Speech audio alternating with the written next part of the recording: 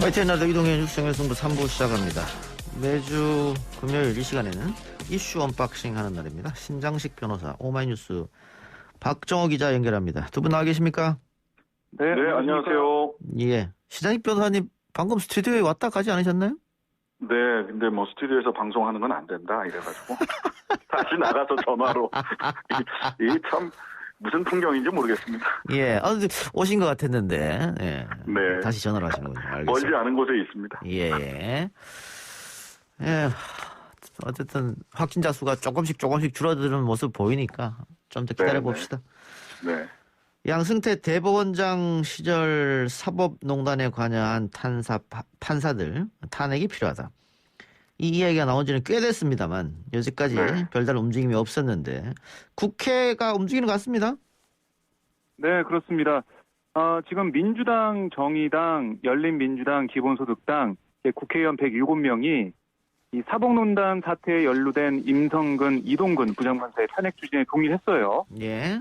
107명 이 숫자를 보면 법관 탄핵 소추안 발의에 필요한 정족수가 제적의원 3분의 1, 그러니까 100명 이상인데 그걸 충족하는 거예요. 예. 그리고 탄핵안 의결에도 과반수 동의가 필요하거든요. 예. 그 107명 이 숫자만 보면 국회에서 통과는 어렵지 않아 보입니다.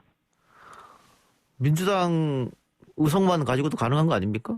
네, 그렇습니다. 그렇군요. 그런 상황이죠. 예. 근데 임성근, 이동근 부장판사 어떤 사건과 어떻게 연결되어 있는지 신장식 변호사 좀 설명해 주시죠. 네네.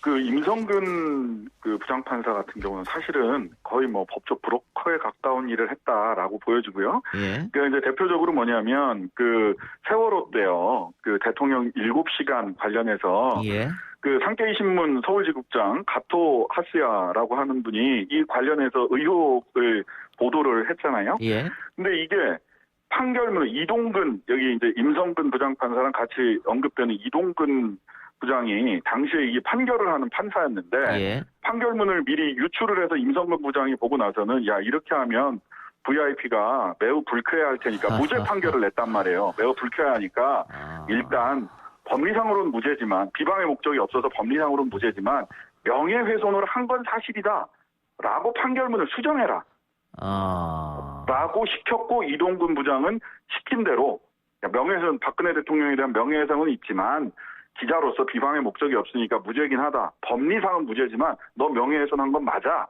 라고 판결문을 수정해서 판결을 내렸고요. 사실은 또 임성근 부장 같은 경우는 그 이외에도 민변 변호사를 체포하다가 경찰이 그 부상을 입혔는데 예. 이 부분도 판결문 그렇게 쓰지 마라. 판결 결과를 바꾸죠.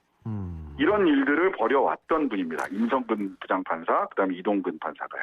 예. 사법부가 왜 행정부 눈치를 보면서 판결을 했을까요? 그러니까요. 그때는 뭐 이렇게 그 박근혜 대통령의 레이저에 사법부까지 양승태 대법원장부터 시작해서 전부 다 사실을 눈치를 봤죠. 예. 근데 이분들이 퇴직 이렇게 하게 되면 실은 전관으로서의 예우 다 받고 공무원연금부터 시작해가지고 뭐 아무런 불이익이 없으니까 그러니까 지금 2월 말이면 퇴직이 되거든요. 문제가 되는 거는 사법농단에 관련된 사람들이 처벌받은 사람이 하나도 없으니까 이게 다 그냥 뭐 팔이 안으로 굽는지 어쨌든 판결도 그렇고 법원 내부에서도 뭐 여러 가지 뭐 징계를 내리지 않았으니까는 이런 문제가 생기는 거 아니에요? 근데 또 중요한 거는 이 방금 언급한 임성근, 이동근 두 사람들 다 사표를 제출했다면서요? 예. 네. 그러면 탄핵안을 올려도 소용이 없는 거 아니에요? 그러니까 사표 처리가 2월 말로 되는 거니까. 그러니까 2월 임시국회 중에 탄핵을 한다. 탄핵 발의를 하면 사표는 보류됩니다. 사표 바로 그 처리가 안 되기 때문에 일단 탄핵 발의를 해서 2월 중에 탄핵 처리를 해야 된다라고 하는 일정으로 지금 이탄희 의원이 지금 기자회견을 하고 탄핵 발의를 하겠다 이렇게 나오는 것으로 보입니다. 예.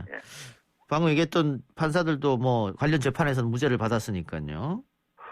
근데 사실 뭐 임성근 부장 같은 경우는 관련 재판에서 무죄는 받았는데 이게 좀 논리가 그렇습니다. 직권남용이었는데 임성근 부장은 남의 재판에 개입할 수 있는 직권이 없어요. 모든 뭐 판사들이 다 그렇지만 그러니까 직권에 없는 일을 했기 때문에 무죄이긴 하나 헌법상 재판관의 독립성을 침해했다. 헌법재판의 대상이다. 라고 판결을 하기는 했어요. 그러니까 탄핵을 통해서 헌법재판을 받아야 된다라는 것을 사법부에서도 인정은 하고 있습니다. 아하, 그렇군요. 예. 자, 아까 잠깐 언급했습니다마는 뭐 정족수는 채워졌고 법안 발의 필요한 네. 150명 이상이 찬성하면 탄핵이 되는 거지 않습니까? 네, 그렇습니다. 어떻게 보고 있어요? 뭐 이게 정적수는 뭐 채워졌는데 아직 발의하지 않았습니다.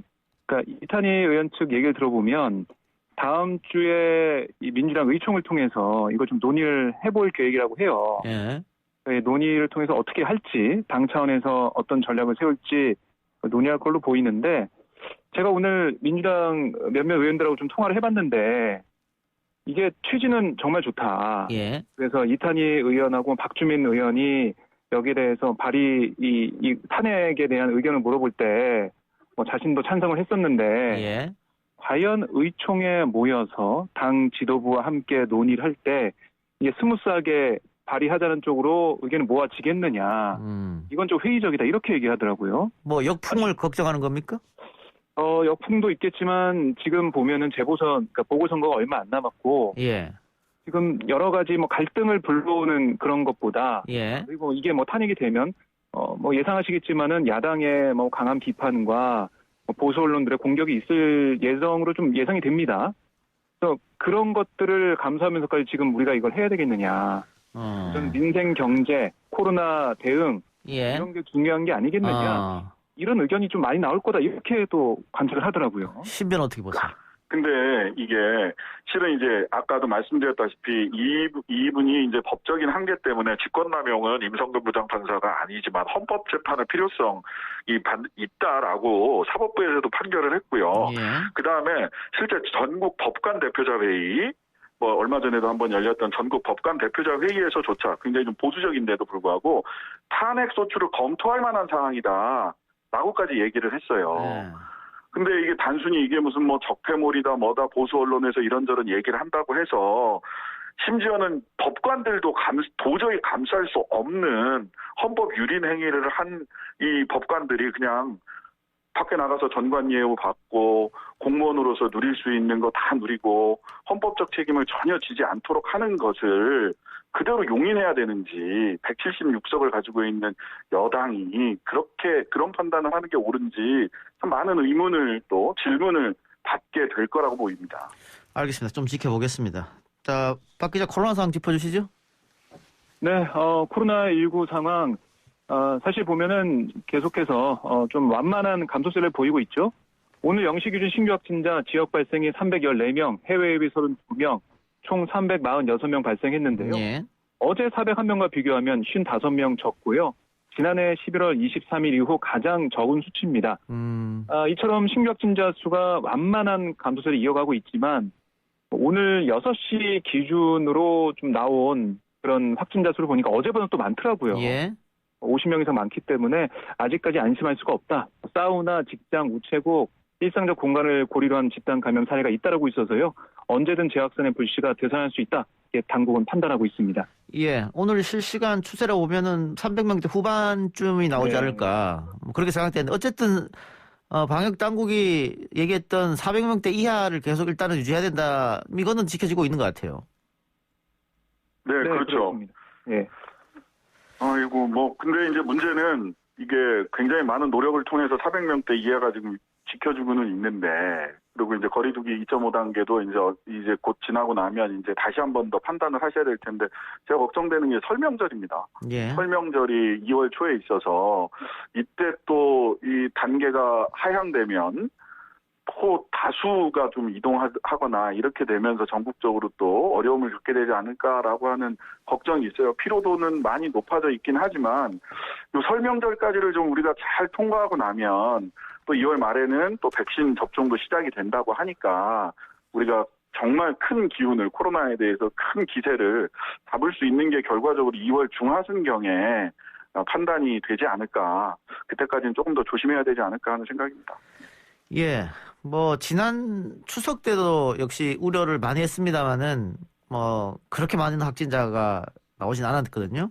이번에도 여러 가지 캠페인을 통해서 또 많은 확진자가 없게 노력해야 될 것 같고요. 방역 당국이 그 400명 이하로 계속해서 나오면 확진자들이 거리두기를 좀 완화할 수 있다 이런 얘기를 했거든요. 그러니까 지금 1월 31일까지 예정돼 있죠. 네, 그렇습니다. 이게 만일 또 한 번 연장된다고 하면 그 더 이상 우리 자영업자들이 버틸 수 있을까 그런 걱정도 됩니다. 네. 그 뭐 여기저기서 뭐 집회를 하고 기자회견을 열어서 여기에 대한 비판을 자영업자분들이 많이 좀 하고 있습니다. 예. 그만큼 너무나 힘들고 어렵기 때문에 이런 상황까지 온 것 같은데요. 근데 만약에 이걸 9시 이후로 뭐 그 영업시간 9시 이후로 풀어주거나 이렇게 된다면 과연 이게 더 많은 사람들이 밖에서 모여가지고 방역에 악영향을 주는 게 아니냐 이런 생각을 당국은 아직까지 하고 있습니다. 예. 하지만 뭐 이 서울시장 선거에 출마한 야권의 뭐 후보들을 비롯 아니 왜 9시냐 9시든 10시든 그게 무슨 상관이냐 예. 이렇게 정해놓은 게 어디냐 뭐 이런 비판도 하고 있는데요. 저는 그렇게 좀 봐요. 이게 방역을 위해서 정말 애쓰는 분들이 계시잖아요. 근데 예. 생계가 달린 문제입니다. 거기에 대한 생계를 좀 해결해주는 그런 역할, 그런 버틸 수 있는 그런 것들을 정부에서 지원을 좀 해줘야 되는데 독일 같은 경우는 자영업자들이 방역에 협조를 하게 되면 문을 닫게 되면 인건비나 임대료 같은 뭐 90% 이상의 비용을 최대 지원을 해주고 예. 일본 같은 경우도 8시 이후에 식당 문을 닫게 되거나 이러면 예. 하루에 63만 원 정도를 보상을 해줍니다. 예. 그러니까 이런 식으로 실질적으로 뭔가 버틸 수 있게 좀 해줘야지 그냥 방역에 협조하기 위해서 문을 닫아주세요 이렇게 하는 것. 닫아주니까 뭐 200만 원, 300만 원 정도 준다, 100만 원 준다. 이거는 좀 너무나 힘든 상황이 아닐까라는 생각을 해봤습니다. 아니 뭐 그런 면에서 이재명 지사가 이제 뭐 전국민 재난지원금을 지방자치단체 차원에서 뭐 실시를 하려고 한다. 다만 시점은 그 민주당이나 정부와 그 협의하겠다라는 방침이나 또 정세균 총리가 그 이 손실 보상 이거는 재산권에 피해가 있는 거니까 그냥 단순히 시혜로서가 아니라 그 자영업자들의 권리로서의 손실 보상을 제도화하는 것에 대해서 적극적으로 검토하라라고 좀 단호하게 그 기재부 쪽에다가 이야기를 했거든요. 이렇게 만약 그 방역을 위해서 조금 더 이 거리두기 단계가 유지된다거나 한다면 단순히 그냥 아까 박정우 기자 말씀하신 대로 좀 닫아주세요 하는 게 아니라 정부에서 당신들에게 권리로서 이러한 부분들을 보장해주겠다라고 하는 제도적 대안을 빠르게 좀 만들어 가야 자영업자들도 견딜 수 있지 않을까. 그런 예. 제도적 대안이 조금 더 중요한 시점인 것 같습니다. 기재부에서 계속 돈이 없다고 얘기를 합니다만 지금 그 재정 건전성 OECD 국가 중에 6위거든요.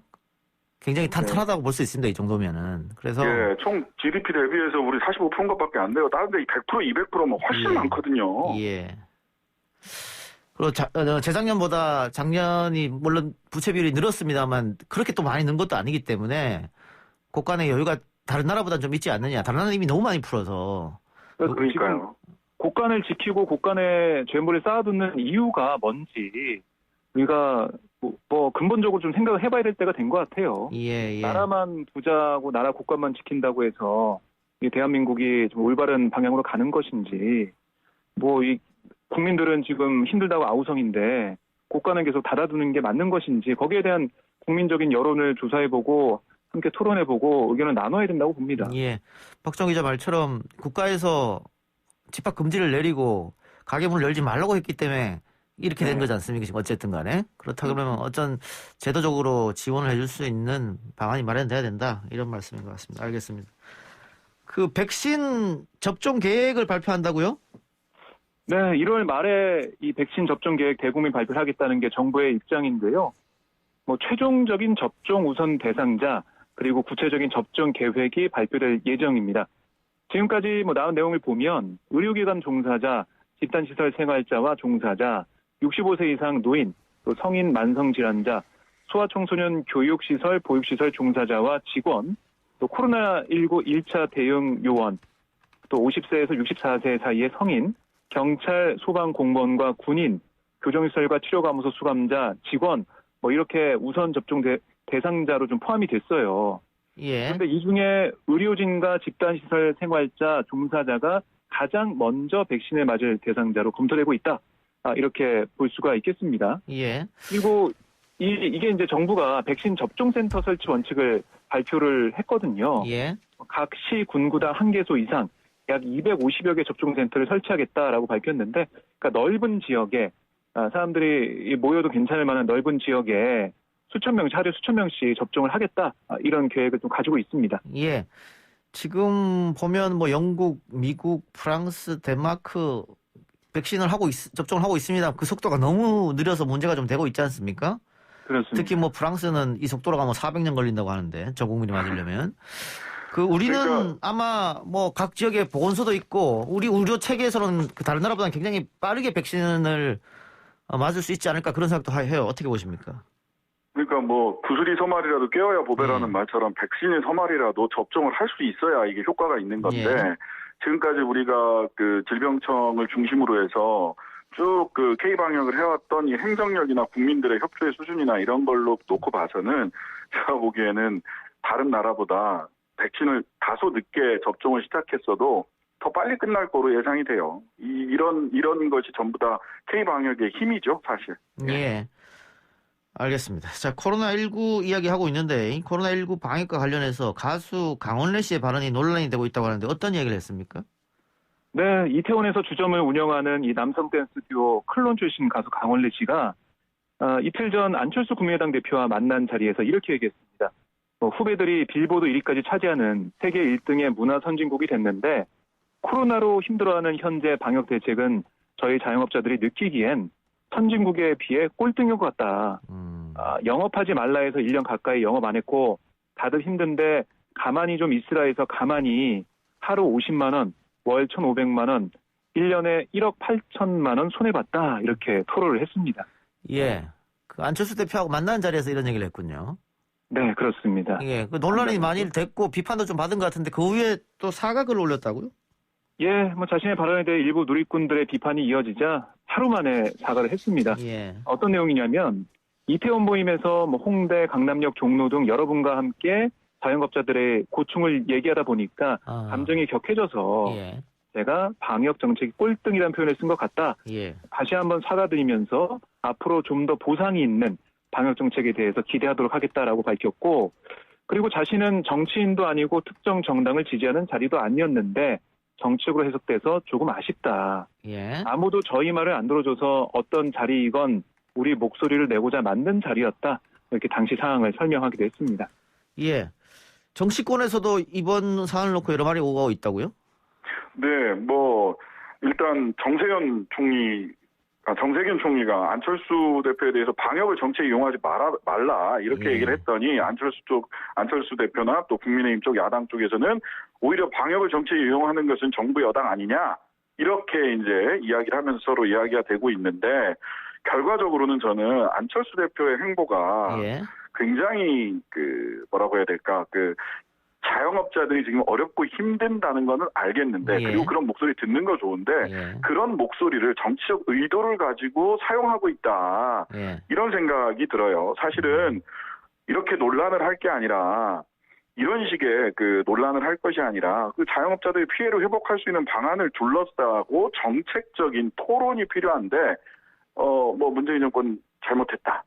라고 하는 얘기를 하기 위해서 자영업자들의 입을 빌어서 자기 얘기를 사실은 정권에 대한 비판적인 이야기를 하고 있는 게 아니냐 이런 아쉬움이 듭니다. 예.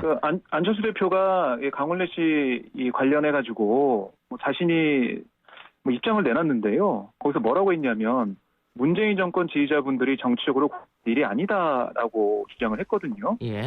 그러니까 이 사안 자체는 어떻게 보면 강원래 씨가 방역 관련해서 힘든 점들을 토로하는 그런 부분이었는데 이걸 오히려 안철수 대표가 정치적으로 좀 이용하고 있는 그런 모습을 보이고 있지 않나.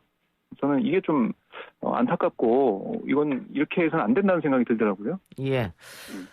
알겠습니다. 사업자들의 어려운 점은 뭐 누가 모르겠습니까? 또 그 답답함도 있겠습니다만은 우리 방역 당국이 그래도 굉장한 노력 끝에 뭐 전 세계가 찬사하는 K 방역을 이뤄냈으니까 그걸 또 폄훼해서는 또 안 되겠죠.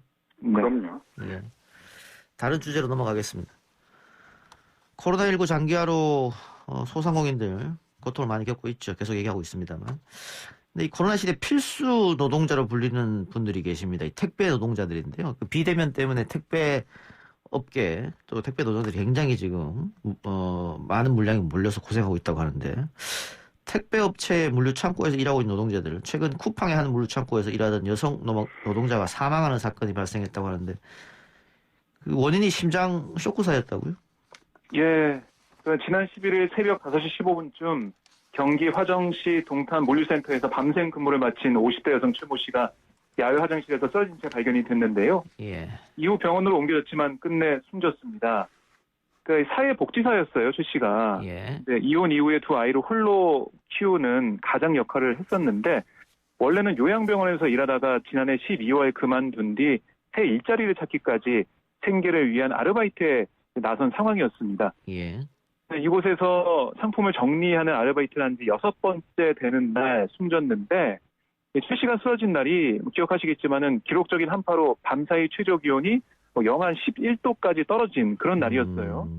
근데 작업장 다른 노동자 얘기를 들어보니까 거기 별도의 난방장치도 없었고요. 예. 밤새 열린 이 문으로 강풍도 불어왔다고 합니다. 예. 근데 관리자들이 노동자들의 이런 혹한에서 일하는 상황에서 이거 대응할 수 있는 것은 핫팩 하나만 나눠줬고 보온병 반입도 엄격히 금지를 했다고 해요. 따뜻한 물 한 잔 마실 수 없는 그런 상황이었고 밥과 반찬이 식어 있는 차가운 도시락을 마지막 끼니로 먹고 이렇게 최 씨가 쓰러졌다 이렇게 전해지고 있습니다. 그 방금 이야기한 이 열악한 노동 환경 쿠팡 측에서는 사실이 아니다 이런 입장인 것 같던데요? 네, 그게 어차피 이 물건 실은 차량이 들락날락 계속 해야 돼서 문 열어놓을 수밖에 없고 그러다 보니까 난방을 할 수 없었다. 휴게실이나 화장실 등에는 난방을 했다 이렇게 얘기를 하는데 예. 그 쿠팡 노동자들 얘기는 휴게실이라는 게 사실 그냥 로비에다가 의자 갖다 놓은 수준이라서 예. 거기에도 난방은 없었다 이런 얘기하고요. 그 다음에 하나는 우리가 야외 카페 같은 데도 보면 아무리 이게 차량이 들락날락해서 문을 닫을 수 없다고 하더라도 난방장치 야외에도 하거든요. 그래서 그냥 물류 차량 때문에 난방장치 못했다. 이걸 악의적인 거다. 그렇게 얘기를 하면서 이거 악의적인 비난하지 말아라 이렇게 얘기하는 거는 지나치게 그 자기 책임을 회피하는 얘기 아닌가. 알겠습니다. 이런 생각이 듭니다. 예. 자, 변호사님 이제 1분 정도 남았는데요. 네네. 이 법적으로 그럼 어떻게 될 수 있는지 그 가능성도 한번 언급해 주시죠. 이게 산재 인정을 받는다면 산업재해로 이렇게 그 보상을 받을 수가 있을 텐데 산재 인정받는 게 사실은 쉽지 않거든요. 예. 중대재해기업처벌법이 입법은 됐지만 그게 3년 유예돼 있어요. 3년 뒤에 실시가 되는 거죠. 이러다 보니까 사실은 심근경색이 이 보건 환경 때문에 이 난방을 꼭 해야 되는 그런 의무는 사업주에게 있거든요. 이런 의무를 제대로 이행하지 않아서 발생한 것인가를 피해자 측에서 입증을 해야 되는 좀 어려운 과정을 거쳐야 될 것으로 보입니다. 알겠습니다. 오늘 두 분 말씀은 여기까지만 듣고 다음 주에 뵙겠습니다. 오늘 말씀 고맙습니다. 네, 감사합니다. 지금까지 신장식 변호사 또 오마이뉴스 박정호 기자와 함께했습니다.